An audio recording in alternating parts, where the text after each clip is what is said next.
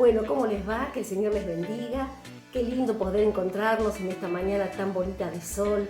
Es un día hermoso para poder escuchar la palabra del Señor. ¿Qué tiene para decirnos el Espíritu Santo? Así que vamos a orar juntos allí, cada uno en su lugar, para que el Señor esté ministrándonos. Gracias, Padre, por este día. Gracias por esta oportunidad nueva de vivir. Gracias por tu presencia, Espíritu Santo. Te ruego en el nombre de Jesús que estés visitando cada hogar con tu presencia, con tu ministración. Espíritu Santo, hazte presente en cada mesa familiar, en el corazón de cada uno. Este tiempo, Señor, que nos das esta oportunidad para ministrarnos. Afina nuestros oídos para oír como los sabios. ¿Qué tienes tú para decirnos? Tiempo también para pensar acerca de lo que nos dice, para reflexionar, ese tiempo tan maravilloso que entendemos que no vuelve, Señor. Por eso ayúdanos a ser sabios para administrar la palabra que tú nos das cada día, Señor. Gracias por tu misericordia, gracias por hacernos partícipe de esta fiesta espiritual. Gracias, Padre, por tu pueblo que está allí, Señor, esperando con expectativa tu palabra. En el nombre de Jesús reclamamos una vez más lo que nos pertenece como hijos tuyos, Señor. Gracias por esta palabra, Padre. En el nombre de Jesús la enviamos, Señor, para que haga lo que debe hacer según tu propósito. Gracias, Señor. Amén y amén. Bueno, en estos días de cuarentena estuve pensando mucho en las afueras, en tiempos tan lindos. Tenía recuerdo de lugares tan hermosos que he visitado con mi familia, lugares tan lindos, pero hay un lugar en especial que no es gran cosa, es un lugar sencillo, pero que disfrutamos mucho, y por eso en este tiempo tengo como esa nostalgia, y es caminar por las calles de las librerías, donde con tiempo, con tranquilidad, disfrutando de distintos libros, esas librerías antiguas, se llaman libros de viejos, donde uno pasa tiempo frente a los libros y tiene espacio para leer el título, lee también, bueno, yo soy muy en ese sentido, muy criteriosa en cuanto a leer y elegir una obra, por ejemplo, entonces leo el apéndice, si tengo tiempo leo el índice de qué trata. Y hay títulos, ¿no es cierto?, que a veces, ¿no es cierto?, son muy vendedores, pero que cuando uno los lee no dice nada. Yo siempre recuerdo el caso de un libro que tenía un título también muy atrayente, y hay gente que tiene esta tendencia de comprar libros por su título, sin enterarse antes cuál es el contenido. Bueno, pero en este caso hubo un título, cosa que a mí no me pasa, que me llevo solo por lo que dice el título, que me atrajo la atención. Yo miro también no solamente el título, sino también miro la imagen que tiene la tapa, y en este caso vi un título que me atrajo la atención. Iba a pasar de largo, pero como tenía tiempo me detuve, y era un libro cristiano. Muchos supongo que deben conocer este autor.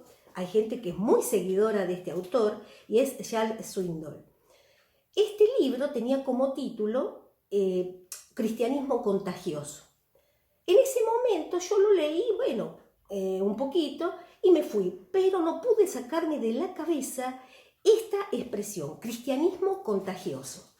Entonces, una y otra vez, pensando en la semana, me venía a la mente el apóstol Pablo, cuando se dirige de manera muy específica y precisa a un grupo de cristianos que el Señor le había dado la bendición y la gracia de conquistarlos con la palabra de Dios, y son los tesalonicenses.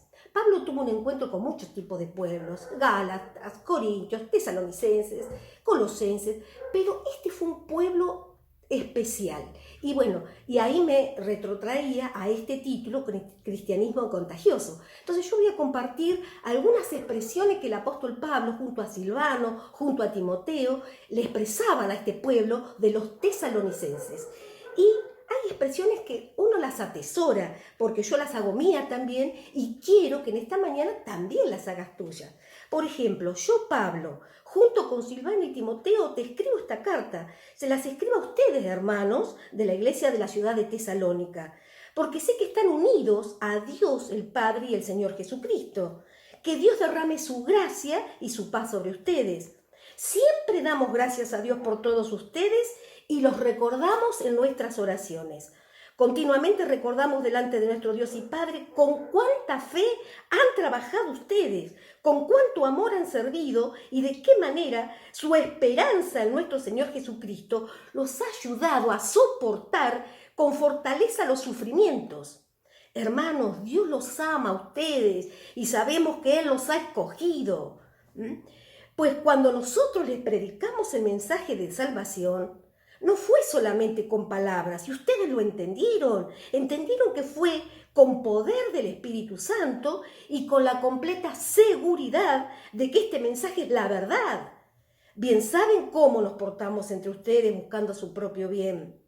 Así que ustedes, y pasa a otro capítulo de Primera de Tesalonicenses 2 al 13, y les sigue diciendo esto que muchas veces nosotros queremos escuchar y nos hace tanto bien. Por esto damos siempre gracias a Dios, pues cuando ustedes escucharon el mensaje de Dios que nosotros les predicamos, lo recibieron realmente como mensaje de Dios y no como mensaje de hombres. Y en verdad es el mensaje de Dios, el cual produce sus resultados en ustedes los que creen. Y sigue Primera de Tesalonicenses, para nuestra sorpresa, insistiendo, dice, ustedes son nuestra satisfacción y nuestra alegría. Realmente Pablo entendió que este pueblo de los tesalonicenses habían llegado a un entendimiento de la palabra de Dios, a un encuentro con Cristo, que no podían menos que ser ejemplos, porque él después sigue, dice, ustedes por su parte siguieron nuestro ejemplo y el ejemplo del Señor y recibieron el mensaje con la alegría que el Espíritu Santo les daba, aunque les costó mucho sufrimiento. De esta manera llegaron a ser un ejemplo para todos los creyentes en las regiones de Macedonia, de Acaya. Partiendo de ustedes el mensaje del Señor se ha extendido no solo por Macedonia y Acaya, sino por todas partes. Y se sabe de la fe que ustedes tienen en Dios, de manera que ya ni es necesario que nosotros le digamos nada. Tremenda palabra del apóstol Pablo. Miren que el apóstol Pablo era alguien muy celoso, no solo de compartir el mensaje, sino de mantener la pureza y la esencia del Evangelio. Bien, por un lado nos encontramos con un Pablo ante este pueblo con esa actitud, con ese frenesí, con esa pasión. Por el otro lado nos encontramos a un Pablo que se encuentra con otro pueblo que tenía una actitud muy disímil a esta, que es la de los Gálatas. Y ahí, frente a los Gálatas, encontramos que la presión social, que el medio influía de una manera decisiva en estas personas sobre su conducta y sobre sus actos. Porque de pronto él ve que esta gente, este pueblo de los Gálatas, está sucumbiendo, está cediendo a la presión social. Y entonces le dice, yo entiendo, dice, lo que pasa es que hay algunos que los perturban a ustedes y que quieren trastornar el mensaje de la salvación de Cristo. Se los dice muy claramente. Yo entiendo que ustedes están cediendo en la esencia del Evangelio porque hay gente que les perturba y ustedes están sucumbiendo ante la presión. Y de pronto me encuentro en Deuteronomio, y estamos ahora en el Antiguo Testamento, donde hay una expresión similar que dice y refiere exactamente a la misma condición. Dice, si aún tu propio hermano, o tu hijo, o tu hija, o tu esposa amada, o tu más íntimo amigo te empuja, y hablamos acá de presión, cuando hablamos de que te empuja, te presiona, en secreto a dar culto a otros dioses, que ni tú ni tus padres conocieron, como son los dioses de otros pueblos, no te sometas a sus deseos ni le hagas caso, ni siquiera tengas compasión. Es decir, no los escuches, no sucumbas, no cedas. Ahora, cuando hablamos de presión, hablamos de empujar, y acá, ¿no es cierto?, es muy categórico, lo dice, no cedas. No cedas tus principios, no cedas tus convicciones, sobre todo.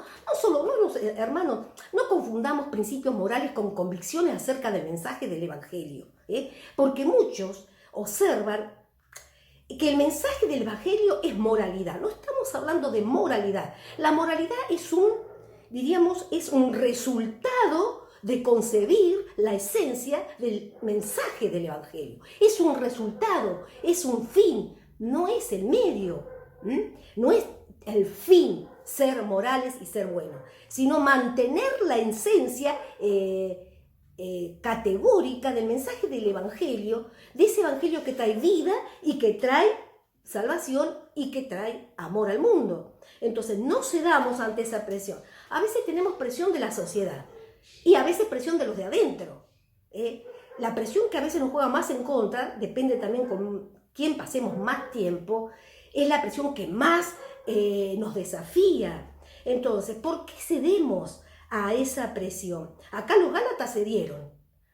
Pablo les dice, yo sé que hay algunos que ustedes los están perturbando, y Pablo les sale al encuentro ante esta actitud y le dice, miren hermanos queridos, miren, dice, yo no busco la aprobación de los hombres, sino la aprobación de Dios. Y si yo quisiera quedar bien con los hombres, ya no sería un siervo de Cristo. Entonces, acá lo que está diciendo es que a veces cedemos ante la presión del mundo, la presión de afuera, la presión de adentro, cedemos porque los demás nos aceptan de manera condicionada. ¿Qué quiere decir esto? Yo te acepto si haces lo que yo quiero. Te acepto y te integro a mi vínculo si actúas como yo quiero, a mi capricho. Si haces lo que yo espero, entonces te acepto. Esa es una posibilidad de que sucumbimos ante la condición que los demás nos imponen. Ahora, hay otro factor también que nos lleva a ceder ante la presión social o a la presión a veces de los que más nos quieren, amándonos de manera egoísta. Por ejemplo, la necesidad de agradar a los demás. Si hay algo, ¿no es cierto?, inherente al ser humano, es que quiere siempre caer bien, siempre ser popular, famoso, que los demás lo abracen, lo quieran, agradar a los demás. Ahora, esto de agradar a los demás es decir que me acepten, entonces tengo temor de no agradar porque si no voy a quedar fuera de su círculo. Esa también es y esto habla de una baja autoestima, es decir, voy a ceder porque si no, no les voy a agradar a ellos, por eso voy a ceder. Y como mi autoestima lo necesita, entonces voy a hacer todo lo posible, y voy a permanecer agradando a pesar de mis necesidades, a pesar de mi concepción de las cosas y de mis valores. Entonces, esto de sucumbir al medio o a la presión social es una, materia que tenemos que aprobar. Otras cuestiones también, y Gálatas lo manifiesta, y hay otros libros, por supuesto, de la palabra de Dios, donde el apóstol Pablo está ministrando, observa que también la gente está cediendo, está sucumbiendo por el rechazo que otros le hacen.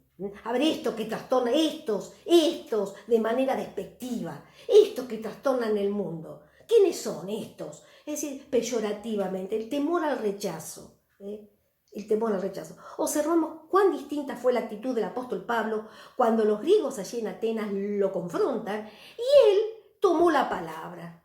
Tomó la palabra y el Señor le dio la estrategia para decir, a este Dios no conocido, de este les vengo a hablar. Entonces, ahí vemos la posición, ¿no es cierto?, la convicción del apóstol Pablo a no sucumbir ante esta cuestión del medio ambiente.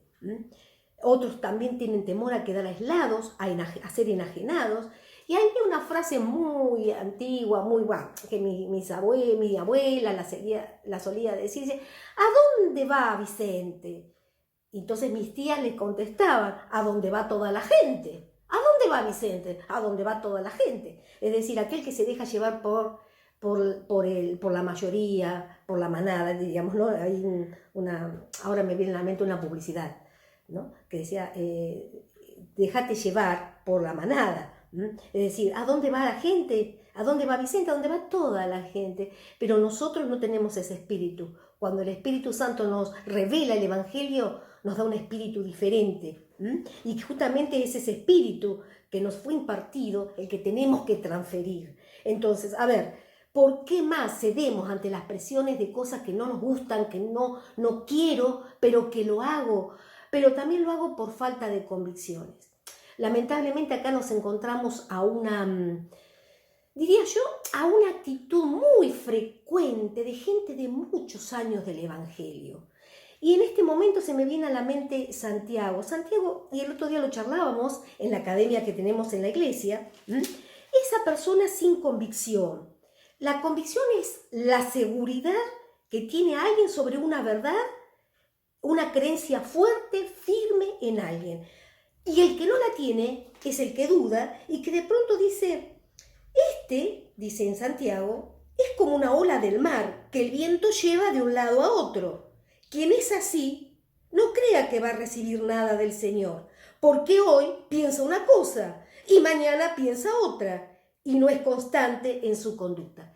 Y se ve muy claramente en los resultados que se manifiestan, no solo en la iglesia, sino la iglesia en el mundo. La presencia de la iglesia en el mundo justamente carece de esa, diría yo, de esa fuerza, de esa pasión, porque hay muchos todavía que están vacilando entre dos pensamientos. Hoy piensa una cosa, mañana piensa otra, no es constante en su conducta, es llevado como la ola del mar cuando el viento trabaja sobre ella de un lado y la lleva de un lado hacia el otro. Esto es fuerte, es muy fuerte, es algo que merece atención, que merece que nos detengamos, que merece tratamiento, que no podemos dilatarlo en el tiempo, que muchos, habiendo conocido la verdad, luego ceden hasta llegar a esta posición, dudando y yendo de un lado para el otro. Entonces, la pasión que tienen los tesalonicenses habla de un pueblo justamente todo lo contrario. Es un pueblo que es activo, que es dinámico, que es expeditivo. Expeditivo es una palabra que también tenemos que considerar en esta mañana y me gustaría. Expeditivo es aquel que, aunque ve obstáculos, ve que tiene mucha presión, la incomprensión de los demás, tormentas, lo que sea, sigue adelante a pesar de todo eso. Es una persona que resuelve a pesar de todos los obstáculos. Activo, dinámico, ágil, competente, listo para ser imitado, como el apóstol Pablo. Ustedes copiaron, ustedes tomaron nuestro ejemplo. Y muchos dicen, feliz día del trabajador, usted que es incansable. En realidad, yo pensaba en el apóstol Pablo, que es mi gran referente.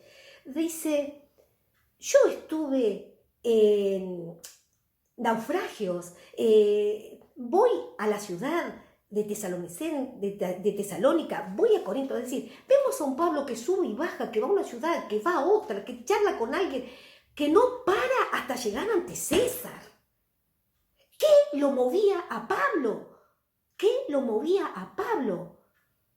Era un hombre que no paraba. Parecía que el tiempo que no le iba a alcanzar. Y lo vemos a través de los hechos, del libro de los hechos, y lo vemos tratando con los distintos colaboradores, con Tito, con Timoteo. Un hombre que no para, baja, sube, va a la mar, intercede, tiene problemas en una ciudad, lo bajan por el muro, vuelve a entrar. Y el Señor le dice, no, tranquilo, el propósito se va a cumplir, porque vos tenés que estar ante César y vas a estar. Y él entendió lo que el Señor le dijo, y hasta que no llegó ante César, no paró. Entonces estamos hablando de un pueblo que lo está imitando al apóstol Pablo. Con en este tiempo de cuarentena podemos hablar de pandemia. Es como una pandemia que ocurre allí en Tesalonicense. en Tesalónica. Una pandemia, una iglesia pandémica, porque dice que contagia a otras iglesias. Estaban incubando el virus del Evangelio. Y ahí, ¿no es cierto?, a través de este virus, ¿no?, esta pandemia, porque la pandemia es una enfermedad, significa enfermedad epidémica que se extiende a muchos países, no es solo una epidemia que se manifiesta en un lugar reducido. Pandemia es algo más abarcativo, es algo abarcativo, que se extiende a muchos países, a muchas naciones y sobre mucha gente. Entonces, estamos hablando de una iglesia pandémica. ¿Una iglesia pandémica de qué? Una iglesia pandémica de la vida, del amor de Dios. Ellos hicieron de la palabra su conducta de vida. Y esto fue pandémico. Y yo quiero volver a remitirme a este libro de Tesalonicenses, donde dice: de esta manera llegaron a ser un ejemplo para todos los creyentes en las regiones de Macedonia, en Acaya. Partiendo de ustedes, el mensaje del Señor se ha extendido no solo por Macedonia y Acaya, sino por todas partes. Y se sabe de la fe que ustedes tienen en Dios. De manera que ya ni es necesario que nosotros le digamos nada, porque a ustedes les late la esencia del Evangelio. Entonces, hoy es un tiempo donde la pandemia, por supuesto, para nosotros está teniendo una connotación negativa, por supuesto que sí, porque no podemos dar la mano, porque no podemos abrazarnos, pero nosotros, hermanos, a nosotros nos queda justamente esta lección del apóstol Pablo, que sí debemos ser una iglesia pandémica, es decir, una iglesia con esa connotación positiva. Y vamos a trastocar la palabra pandemia. Vamos a decir que es positiva, porque una iglesia pandémica que confiere la vida y el amor de Dios es una iglesia que va a incubar el virus del Evangelio en otros lados de la nación. Y yo entiendo de parte del Señor que ese Centro Cristiano Nueva Esperanza tiene como parte del Señor la misión de llegar a los últimos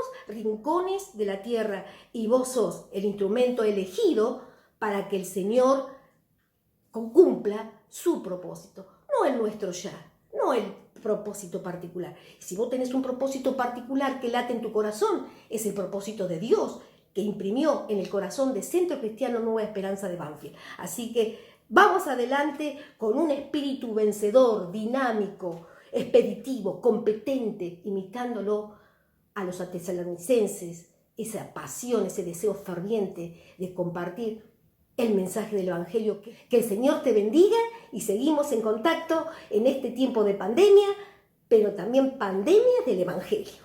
Amén. Gracias, Padre. Gracias por tu palabra. Entendemos que somos seres finitos, que nuestro entendimiento a veces es escaso para entender todo lo que quieres revelarnos. Ayúdanos, ayúdanos. Abre nuestro entendimiento como iglesia. Revélanos, Señor, la posición que tenemos ante el mundo. No una posición timorata, una posición tímida de ceder ante la presión. Señor, que un espíritu de alegría, un espíritu de fortaleza, de valentía, ayude a erradicar todo pensamiento de temor al rechazo, de temor a ser condicionados. En el nombre de Jesús, Señor, elimina de nosotros todo temor a quedar aislado o enajenado, a tener convicciones propias, fuertes, a hacer prevalecer nuestros pensamientos en Cristo Jesús. Ayúdanos, Señor, a no tampoco sobredimensionar la escala de valores que tiene el mundo, Padre, y así cambiar nuestras prioridades. Nuestra prioridad es hacer tu voluntad divina, Señor. Toca nuestras prioridades. Ordena nuestras prioridades, Señor. Perdónanos si estamos sobredimensionando lo que dice el mundo. Ayúdanos a no escuchar, Padre, ese engaño. Como dice Deuteronomio, no te dejes llevar por el engaño. No te dejes llevar por voces extrañas y ajenas a lo que es mi voluntad. En el nombre de Jesús, ayúdanos a cambiar nuestras prioridades. Pero entendemos también, hermanos queridos, que para cambiar nuestras prioridades tenemos primero que entender la esencia del mensaje de salvación. Que el Señor les bendiga. Bendecido día del Señor, amados hermanos. Quisiera que me acompañaran en la lectura de la palabra del Señor antes de participar, como cada principio de mes venimos haciéndolo, antes cerca físicamente uno del otro, pero ahora cerca espiritualmente unos de otros, y ese es el sentido de lo que vamos a realizar ahora, la Santa Cena del Señor. Pero acompáñenme a la palabra del Señor, donde el apóstol Pablo en 1 Corintios capítulo 11, versículo 23 en adelante dice: porque yo recibí del Señor lo mismo que les he enseñado a ustedes, que la noche que fue entregado, el Señor Jesús tomó pan, y que luego de dar gracias, lo partió y dijo: tomen y coman, esto es mi cuerpo que por ustedes es partido, hagan esto en memoria de mí. Asimismo, después de cenar, tomó la copa y dijo: esta copa es el nuevo pacto en mi sangre, hagan esto cada vez que la beban en mi memoria. Por lo tanto, siempre que coman este pan y beban esta copa, proclaman la muerte del Señor hasta que Él venga. La palabra de Dios nos enseña a través del apóstol Pablo, que a su vez lo recibió del Señor, dice el versículo 23, nos enseña la importancia de este acto que vamos a realizar. ¿Por qué no lo hemos suspendido? ¿Por qué no esperar a que pase esta cuarentena y luego entonces sí, en un mismo ámbito físico, participar todos juntos de esto? Y es porque la Santa Cena del Señor o la Mesa del Señor es más que un rito, es más que una formalidad. Es la expresión gráfica, práctica, visible de algo mucho más profundo, como es nuestro pacto con Dios y el pacto que Él hizo con nosotros, por medio del cual creemos en Él y tenemos salvación. El apóstol Pablo dice aquí que, como buen discipulador, dice aquí que lo que Él recibió del Señor, eso mismo quiere compartir con su gente. Y es lo que estamos haciendo nosotros también. Lo que hemos recibido del apóstol Pablo, que a su vez lo recibió del Señor, pues eso queremos compartir con ustedes, la participación de la Santa Cena. Es interesante que dice aquí otro punto para asociarnos con este tiempo. Dice la palabra que la noche que fue entregado, el Señor Jesús realizó por primera vez esta que se ha dado a llamar Santa Cena del Señor. La noche que fue entregado, la ocasión que inició el Señor la Santa Cena, esta última que tuvo con ellos, pero ya la primera de las que realizamos nosotros, dice que fue la noche que fue entregado. La Santa Cena fue dada en un contexto de crisis, en un contexto de conflicto, como escuchábamos hace un momento en algún punto a la pastora en su predicación. Y aquí, vaya si hay un conflicto. Esta noche en que Jesús le propone a los discípulos y a todos nosotros la celebración de un nuevo pacto, el pacto de salvación por medio de la fe en Jesús, fue dado en un contexto de crisis, fue impartida la noche que fue entregado. Le venía por delante la traición, el abandono, la crítica, la burla, la incomprensión consumada y finalmente la muerte. Y ese contexto de crisis, de conflicto, de alguna manera podemos trasladarlo a nuestro tiempo. Ahora hay un tiempo de crisis, hay un tiempo de conflicto. Algunos de los que estamos participando en esta Santa Cena del Señor, no sería extraño que esté sufriendo alguna suerte de conflicto. Si no es en su salud, Dios los guarde, sí, puede ser en lo familiar, puede ser en lo laboral, en lo económico, crisis o conflictos internos en el corazón, en la mente. Pero esa ocasión de conflicto, la noche que fue entregado, fue también la oportunidad para el Señor impartir esta ordenanza de la Santa Cena. Y nosotros vamos a imitarlo a Jesús en esto y vamos a replicar su decisión de participar de esta Santa Cena, de establecer un vínculo, una comunión, en este caso renovar ese vínculo, esa comunión en el Espíritu a través de la participación del pan y de la copa. Dice aquí que Él la noche que fue entregado, tomó pan y luego de dar gracias, lo partió y dijo: tomen y coman. Vamos a tomar este pan en nuestras manos y yo le invito que usted allí, desde su hogar, tome ese pan que ha preparado y hagamos lo que hizo el Señor. Partamos el pan y participemos en el nombre de Jesús de este pan.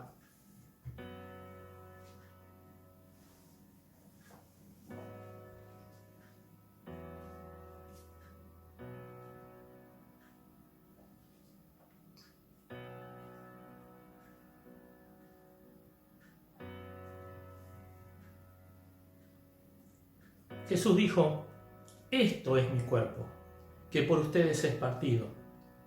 Esto es mi cuerpo. Este pan que partiste para poder comer de él un trozo. Esto es el símbolo de lo que hizo Jesús por nosotros. Él se expuso a la cruz, sufrió la cruz, fue partido por nuestros pecados, por tus pecados, por mis pecados, para que nosotros podamos ahora tener la vida de Cristo en nosotros. Que esta Santa Cena y esta participación del pan pueda renovar en vos, pueda renovar en tu vida la vida de Jesús. Participar del pan físicamente, como ahora, es el reflejo, y Dios quiere que sea el reflejo de tu anhelo de participar del pan de vida, de Cristo, para que la vida de Cristo en tu interior sea la que te sustente por sobre toda circunstancia y tiempo de conflicto. Pero la palabra de Dios dice algo más. Dice que asimismo, después de cenar, tomó la copa y dijo: esta copa es el nuevo pacto en mi sangre. Hagan esto cada vez que la beban en mi memoria. Así que tome ahora su copa, la que ha preparado ya para participar de esta Santa Cena, y juntos bebámosla en el nombre de Jesús.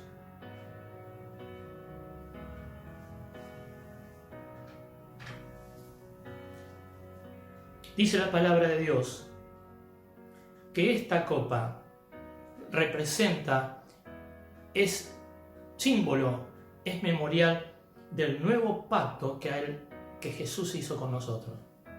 Un pacto por el cual Dios se ha comprometido a darnos vida, la vida abundante, la vida eterna, que comienza y quiere Dios que sea inicial en su disfrute en este tiempo, que será plena cuando lleguemos a la presencia de Dios en el cielo, pero en este tiempo Dios quiere que ya comiences a disfrutar la vida de Cristo en vos, la vida eterna, que no fue gratuita, por cierto. Él pagó con su sangre para otorgarnos a nosotros el favor de Dios. Así que, si ya lo has hecho, yo te invito a que ahora podamos orar a Dios, pidiéndole al Señor su renovada bendición, su renovada gracia sobre nuestras vidas. Padre, en el nombre de Jesús, bendecimos este momento, Señor, que hemos participado del pan y de la copa, que nos trae a la memoria tu sacrificio en la cruz, nos trae a la memoria tu sangre, tu vida derramada a favor de nuestra vida, pagando el precio que nos correspondía a nosotros como pecadores. Tú lo has pagado con tu sangre, la has derramado a favor nuestro, para ganarnos ahora, para tener, gracias a ti, el favor del Padre. Gracias, Señor, recibimos ese favor, recibimos tu bendición, recibimos tu cuidado, recibimos tu protección, recibimos tu vida, Señor, renovada en nosotros. Y nosotros, Señor, por otro lado, Señor, te entregamos o renovamos nuestra entrega de nuestro corazón, de nuestra vida, de nuestro ser, de nuestros sueños, de nuestros pensamientos, de nuestros proyectos, de todo lo que tenga que ver con el propósito en tu reino, Señor. De parte nuestra, aquí lo entregamos una vez más. Renovamos este pacto de sangre en el nombre de Jesús. Amén y amén. Dios les bendiga grandemente a cada uno. La comunión del Espíritu Santo, la gracia de Jesús y el amor del Padre sea con todos ustedes. ustedes. Amén.